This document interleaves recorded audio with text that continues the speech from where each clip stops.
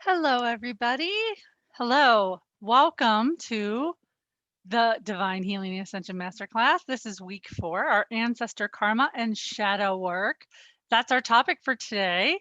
So let's see what happens. Yeah. All right. So, some things that we can expect this week is really what is ancestral or generational karma, right? And then how do we heal it? Like, how do we see it? How do we heal it? Then we're going to talk about shadows, right? Our shadows. We all have a shadow side, and it's all yin and yang, right? So it's all about recognizing our shadow self and how we can integrate it so that we're a complete whole instead of fractured pieces of ourselves. So we're going to talk about that as well. So ancestral karma, what is it? So ancestral karma, right? It's those physical, emotional, behavioral, and mental traits or characteristics, and these can be both positive and negative, right? That we've inherited from our ancestors. And we carry these at our DNA and soul level, right? And here's the thing, it's not permanent, right? We can heal those negative things.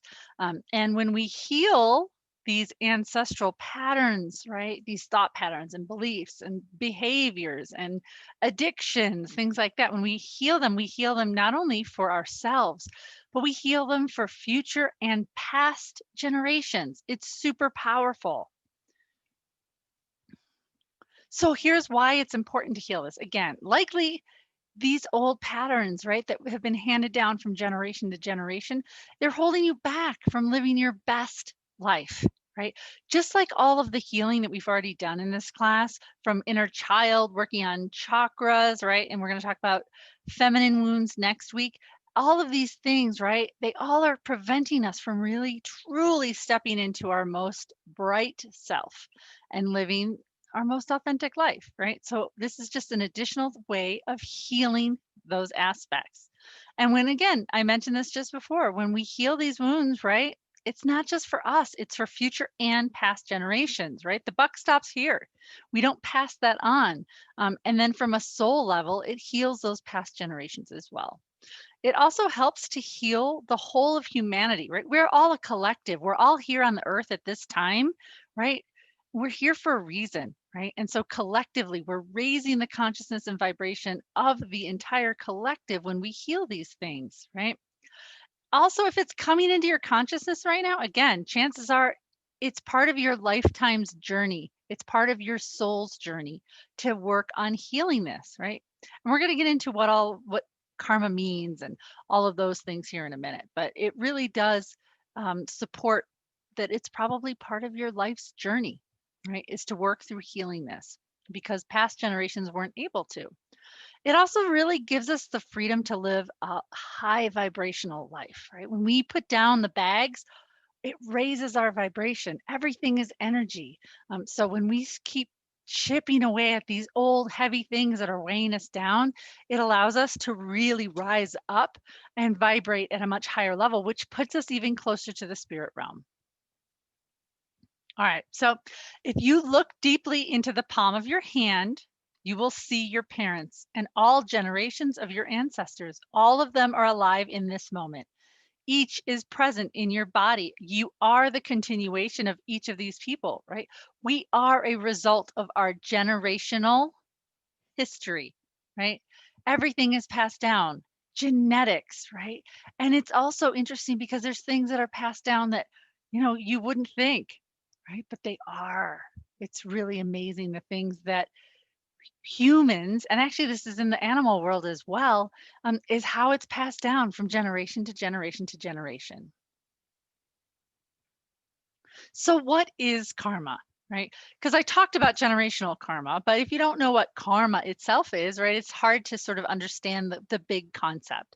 So karma is really about it's a balance for universal law. And I'm going to talk about all the universal laws here in a minute as well. But we as humans, we've been given free will and we're allowed.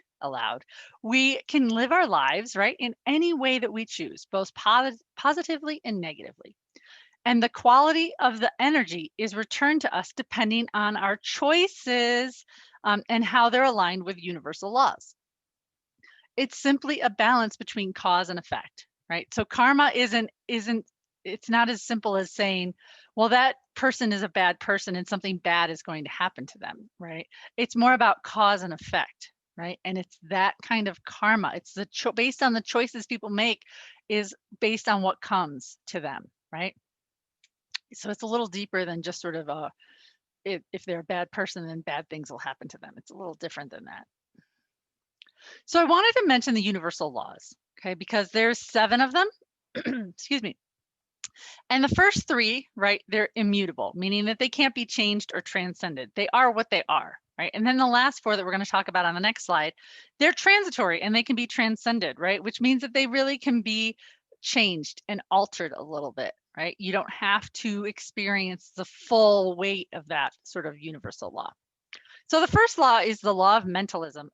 The all is mind, the universe is mental, right? And this means that our mind or consciousness is the underlying substance for the entire universe. When I say how powerful your thoughts are, they really are. They create, right? That is the basis of creation is our thoughts. The law of correspondence is the second one.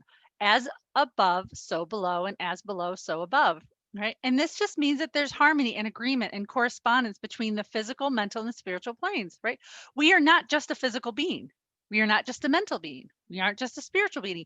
It's the combination of all and working in harmony, right? There is no separation, right? And everything, including you, is your mind.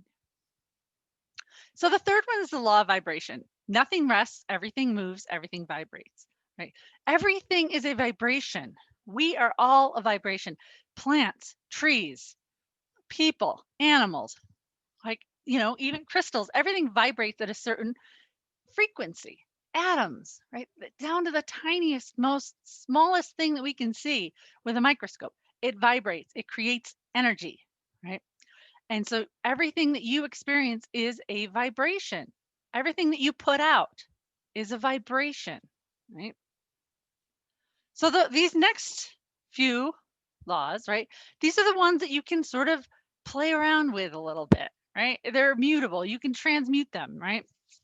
So the law of polarity. Everything is dual. Everything has poles, right? There's 2 sides to everything. They appear to be opposites, but in reality, they're just 2 extremes of the same thing, right? So north and south, they're just extremes of direction, right? The high and low tide are just extremes of the tide, right? So it's really everything swings between these 2 polars, those 2 polarities. And again, that rise and fall of the ocean tides, right? And how you can sort of transmute this is again, you don't have to go to the extremes. You don't have to end up in the extremes for any of these, right? It's all about how can you move it more towards balance, towards center, right? The 5th law is the law of rhythm. Everything flows in and out. So this is the pendulum effect. Everything swings between the 2 polarities, such as again, the rise and fall of the oceans. So again, the rhythm, everything flows. The law of cause and effect. Every cause has its effect and every effect has its cause. Right? This is the essence of thought power. Your thoughts, your beliefs, everything sets in motion the specific causes that materialize over time in your life. Right? Cause and effect. You do something and it creates something else.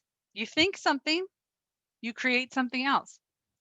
And the last one is the law of gender. Gender is in everything, right? Everything has its masculine and feminine principles, yin and yang, right? We all have a little bit of both, right? We have both the feminine and the masculine aspects within ourselves, right? The masculine is directive, right? And the feminine is creative and a little bit more receptive, right? But the 2 have to work in harmony, right? In order for you to be a fully realized person. Okay, so I just wanted to quickly cover the universal laws in case you didn't know about them. So what is generational karma? So ancestral karma, generational karma, right? This is passed down from our lineage and it's embedded into the DNA that we incarnate into, right? This type of karma occurs because generations of our family have had unconscious, repetitive patterns that they weren't able to evolve out of, right? So they weren't able to heal it themselves. So now it's being passed on to you. So easy ways to see some of these patterns, it's things like alcoholism, depression, addiction, abuse, racism, diabetes, victim consciousness, strong religious beliefs, right? And again, while these patterns have been, again, passed down from generation to generation, this doesn't make you a victim. And I know I mentioned this in our inner child work, our inner child week, is you chose the family that you were going to come in with, right? You chose, you all decided. You said, I'm going to be here. I'm going to support you. I'm going to push back. I'm going to be the villain, whatever it is. I'm going to be your son. I'm going to be your great aunt, whatever. We all choose the people that we're going to come in as a family and we're going to experience. We choose this, right? And these generational patterns and karma are precisely why we're born, to help heal them, right? Some examples of generational karma, right? And I got this from Elegant Alchemy. If your grandfather experienced great hardship or poverty during the Depression, right? And perhaps you grew up in a family too that worried that they would never have enough money or that it could easily be taken away. Now, even though you may have a great job, pays well, right?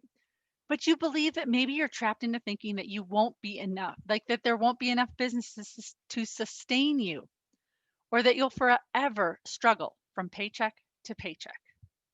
Or if your great grandmother was a courtesan in her day, right? Maybe she broke lots of hearts, she broke up marriages, right? It's scandalous. Right? So maybe you experience difficulty finding long lasting and stable relationships, right? Or you might be prone to using your sexuality as a weapon or as currency, right? It's all passed down generation to generation. And how you heal it helps future generations and past generations. It's so powerful. So, how do we break the generational cycle, right? How do we turn the tide, right? So, chances are your families had the same patterns repeating, again, generation to generation. And sometimes this can be very severe cases of trauma and abuse. And others can be very much more subtle manipulation, guilt, control. Again, there's health issues that get passed on generationally that you can stop, right? And this can be expressed in your current life with how you treat your spouse, your children. It can also be reflected back to you in a partner that you chose in the past, right? We tend to subconsciously repeat the patterns, right, that we've seen, right? It's sort of like people say that you marry your father, right? Or, that kind of, you marry the person that's similar to who your father would be. And so, we tend to repeat these patterns, right? And you get to break that cycle. Healing generational karma is not overnight. It's not an overnight process, right? It can be dirty and emotional work, just like many of the things in this course is, right? You came here to get your hands dirty, right? However, healing these wounds are really crucial to next step in evolution. Again, not for just us, but for our consciousness of the whole planet. Again, that collective consciousness. So how do we heal it, right? One is, I want you to remember that you can only change yourself. You have no control over anyone but you. All you can do is alter the way that you interact with others, the way that you behave, the way that you act, right? Shine the light inward and see if you are perpetuating these patterns in your daily life. Right? Another way is finding the root cause of the pattern. Give it a description in a few words, right? And where does it stem from? Does it stem from a desire to fill in the blank, right? Fill in the blank. Common themes: guilt, control, manipulation. So these are kind of like the three levels, right, of the theme, right? It's guilt, control, and manipulation. It's victim, perpetrator, bystander, self-worth, martyr, self-sacrifice. Exclusion, choosing favorites and judgment. Self-sabotage, fear, or being obsessed with negativity, right? So there's all these different levels that come into play. Being aware. Awareness is key. Seeing where these patterns rise, right? Does it stay in your does it stay in your family, or does it affect your relationships with others, right? Put your ego aside and focus on your words and your actions, right? Are you repeating the patterns of your parents, your grandparents, your great grandparents? Can you see and admit your own flaws? And we're going to talk about shadow work, which is very similar to this, right? Are you willing to change this behavior? There's also the opposite effect, right? Is have you rebelled using the opposite reaction to challenge the pattern, right? Have you gone into the other extreme, right? And how has that served your life negatively and positively, right? Because there's again that pendulum, that polarity, right? It's those laws of the universe, right? So if you've gone in the exact opposite reaction, right, from your parental or your ancestral karmic pattern, like how has that affected your life? And see it, right? Becoming aware of it. And then once you have that awareness, then you can create those affirmations, right? I release the pattern of alcoholism, right? I release the pattern of abuse, of trauma, being specific for your generational karmic pattern. See where you're triggered, right? When we are triggered by others, right? What is that reaction?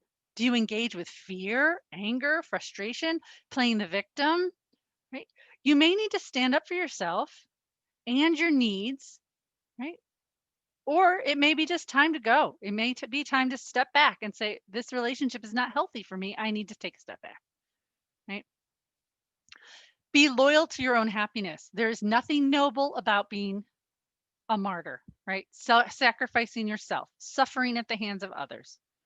I want you to see your relationships from a new, higher perspective and how it relates to you and your happiness, right? So take that 10,000 foot view, step back, get above it, right? Without judgment and look down on it and see how it's affecting your happiness. Right? It may be time to evaluate your willingness to exchange in other people's toxic behaviors. Right? Is it sucking too much time and energy from you? It's okay for you to remove yourself from that situation and just walk away. It doesn't mean you have to burn the bridges, right? Maybe you just really need some distance though to get clarity and awareness and to work on healing yourself. And then you can come back and say, this is what a healed person looks like, right? Forgiveness. I'm going to say forgiveness in all of these units, just about, right? Forgiveness is key. You will continue to be imprisoned by your past if you do not forgive the actions of others and forgive yourself for perpetuating, right? Do not allow your ego to entertain the thought of revenge, right? When we think of revenge, when we start thinking of ways we can get back at people, it just perpetuates the pattern of negativity, right? Forgiveness, again, is for you. It allows you to move forward and release yourself from that stranglehold of the past and from that situation. It clears those cords, right? Energetic cords linked to us. It clears us from these cords that we have, right? And allows us to move forward, lighter, more vibrant, right? So healing your ancestral karma. One of the ways that I like to do it's called flip it and reverse it, right? Is once you understand what you don't want, right? Then what does this wound teach you about what you do want, right?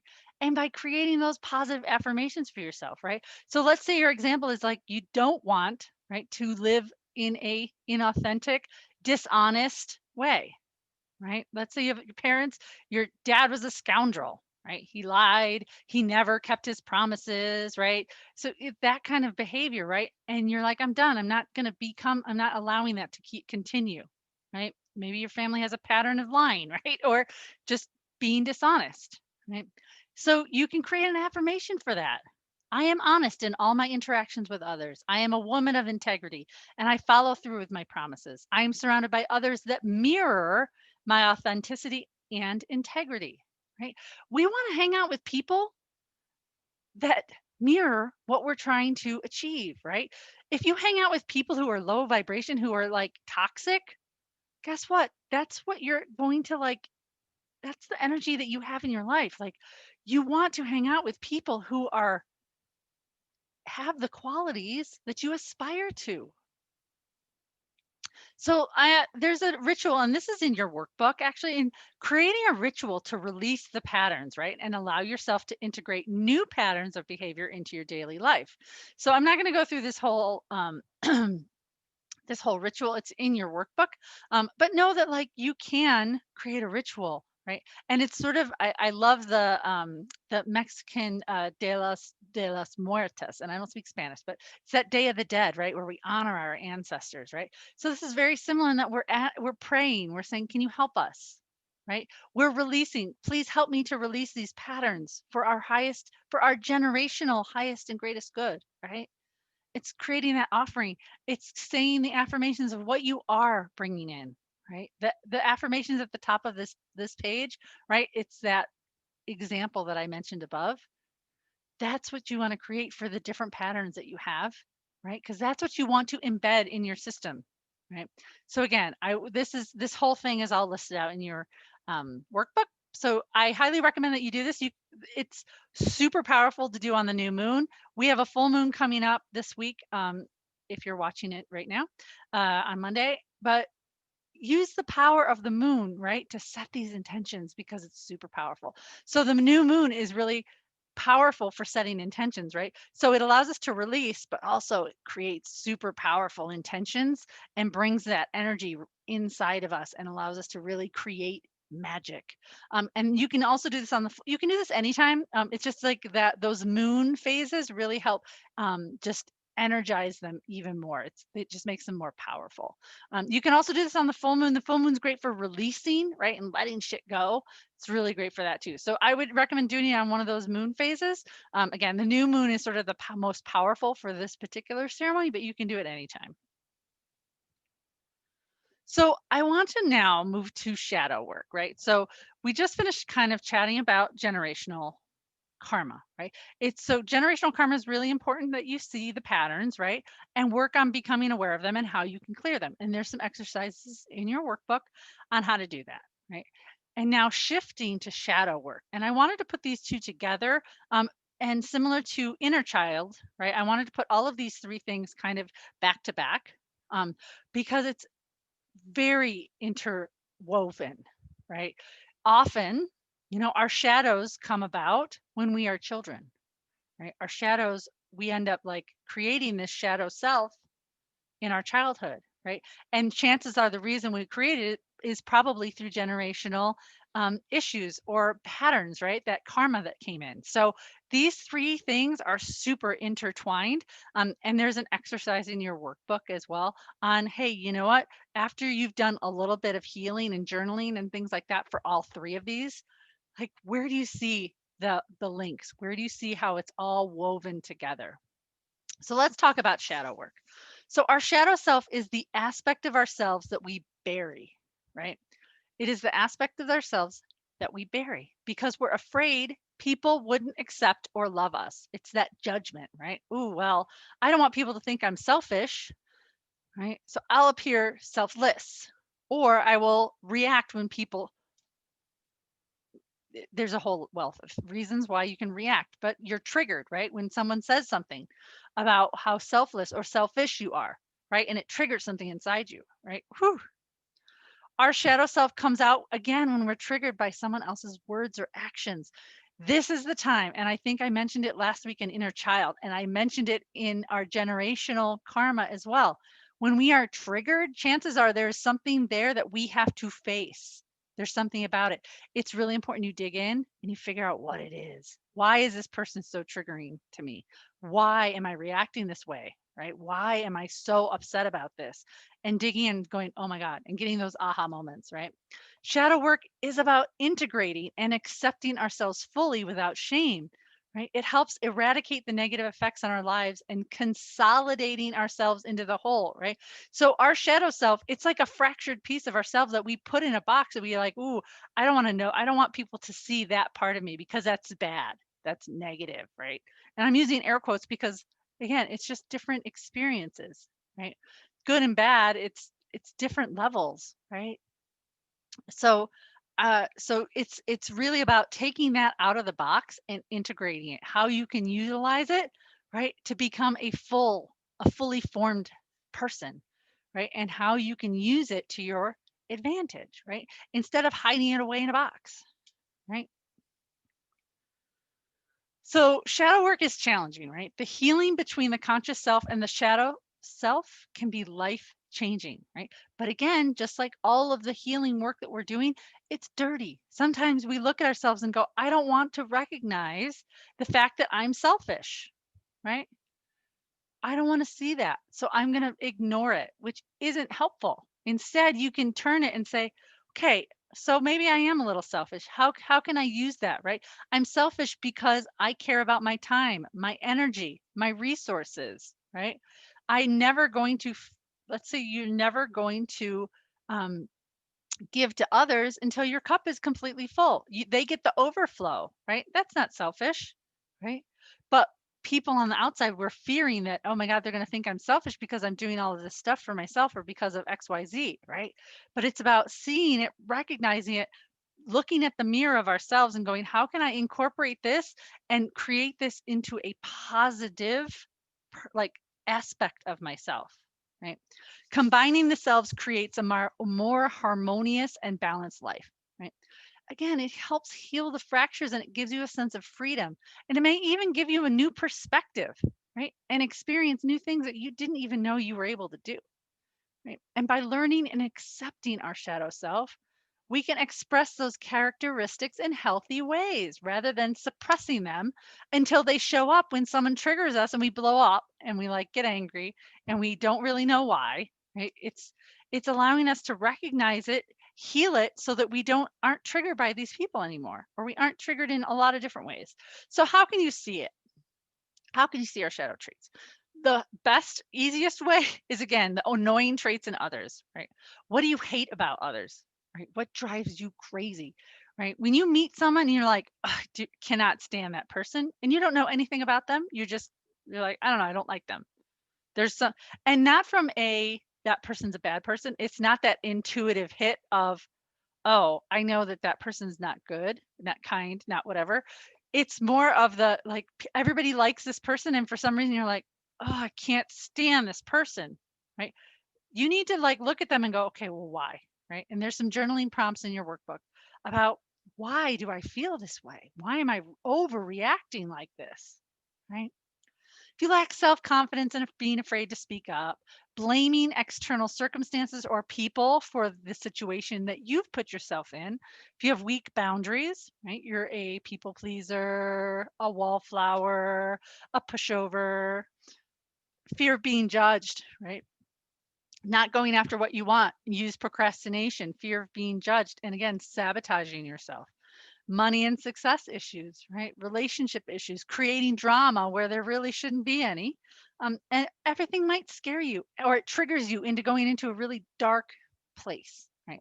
So these are just some ways that you can kind of like see that, oh, there's probably something there that I have to go and dig into. One does not become enlightened by imagining figures of light, but by making the darkness conscious, right? So we want to shine the light on our darkness, right? And see what it is.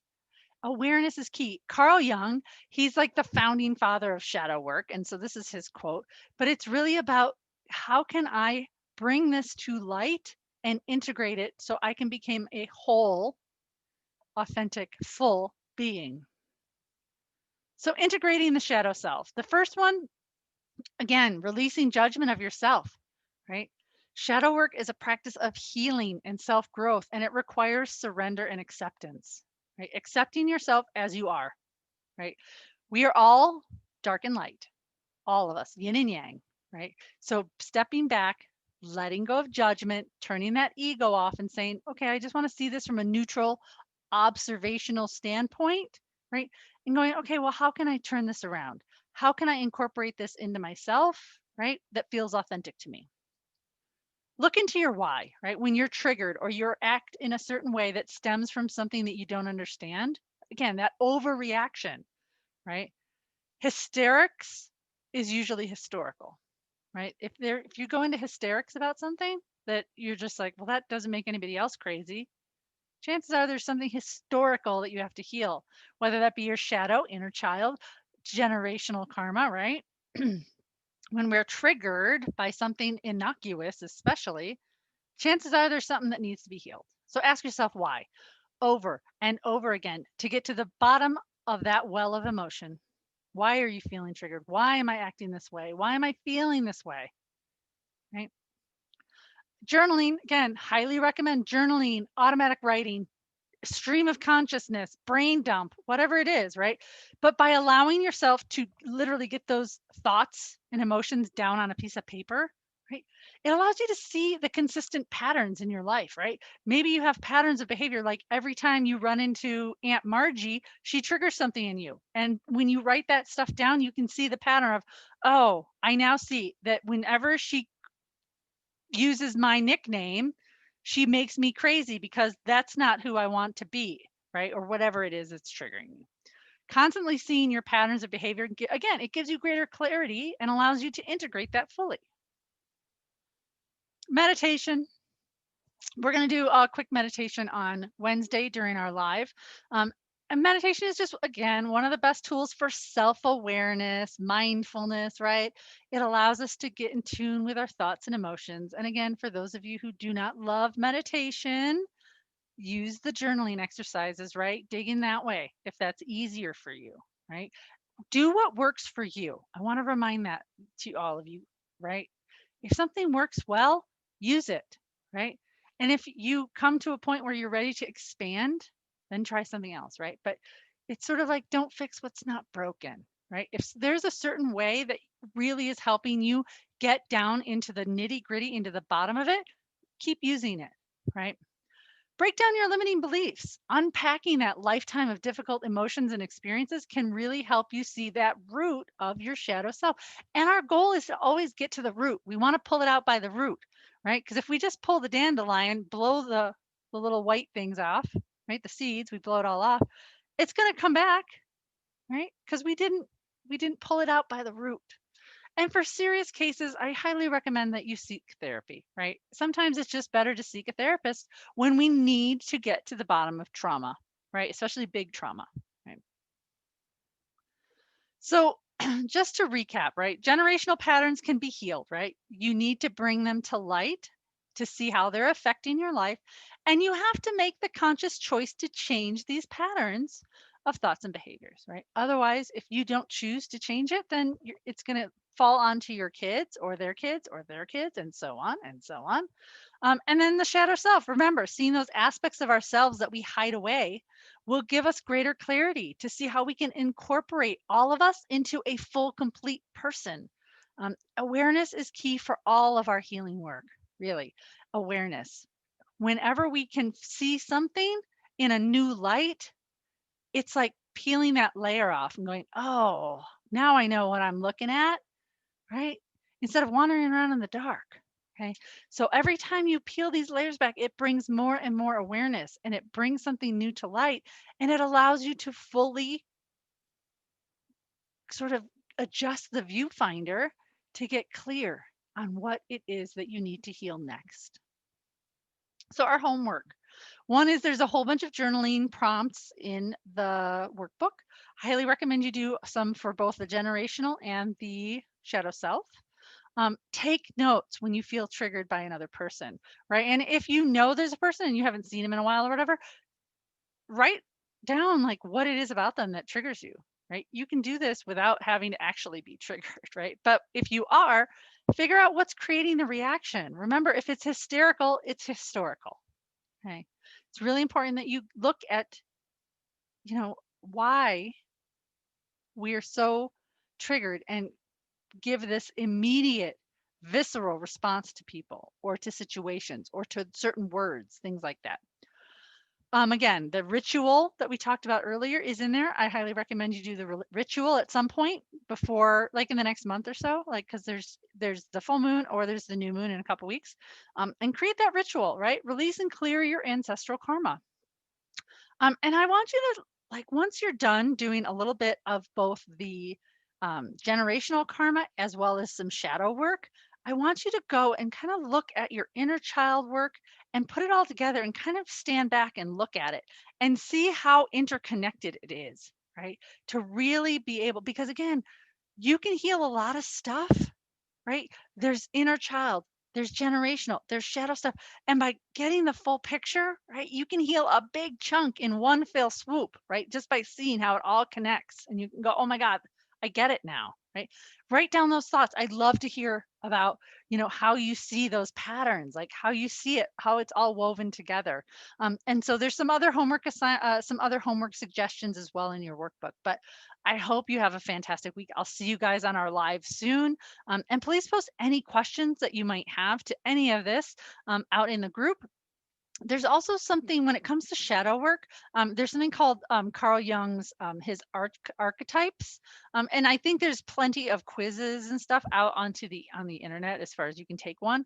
But it might be interesting for you to take one of those Carl Jung archetype quizzes, because there's usually a primary archetype that's your like front facing self, and then there's usually a shadow aspect. And so if you can um, find one of those quizzes too, it might be interesting to see, because are you, and I don't know all of them by heart, which is why I didn't mention them in here, but it's really interesting to sort of see, are you the magician, are you the martyr, are you the king, right? And so interesting to see, because then it often gives you that shadow self on the opposite of sort of that. There's usually two shadow sides for the main archetype. So I'm curious if any of you have already done this too. So please post that in the group, the Facebook group as well, if you've ever done that before. I'm curious to know what yours are. So I hope you guys have a fantastic week, and I will see you guys in our live. I hope you have a fantastic day.